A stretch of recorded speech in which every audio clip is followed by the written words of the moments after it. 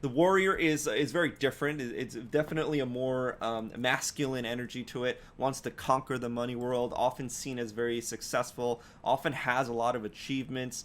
Very focused and adept at investing. They have good instincts when it comes to money and stuff like that, and so that gives them a very good um, a solid base, an advantage over most other money types.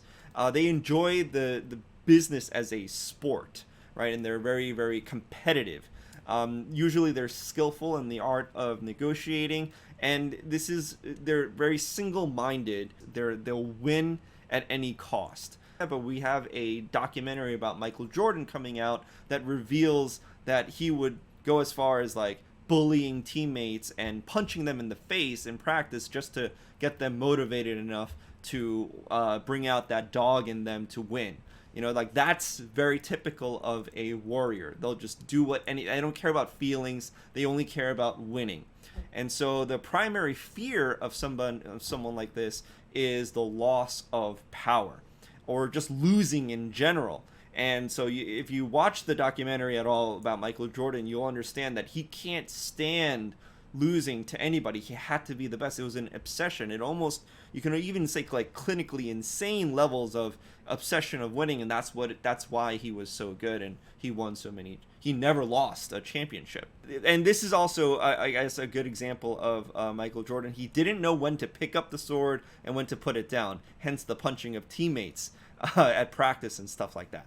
So, but they're very loyal, very protective. He left, the Chicago Bulls because his coach was fired, or his contract wasn't renewed. Like, he had plenty of basketball still in him, but out of a sense of loyalty, he quit and left Chicago in 1998. They're a fighter, strong sense of justice, very intimidating to other people. I mean, they're very powerful, driven, confident. They're also very calculating, and they're generous, and they also like to rescue people. This is where it goes back to they're a good type of match romantically with an innocent, because they like to rescue. It really feeds their desire for power, to be needed, to be like, to be put on the pedestal, to be on top. They're very goal oriented, competitive, disciplined, and so like you can really, I don't know where the comedy would come in necessarily with this type, but this is your typical Wall Street cutthroat.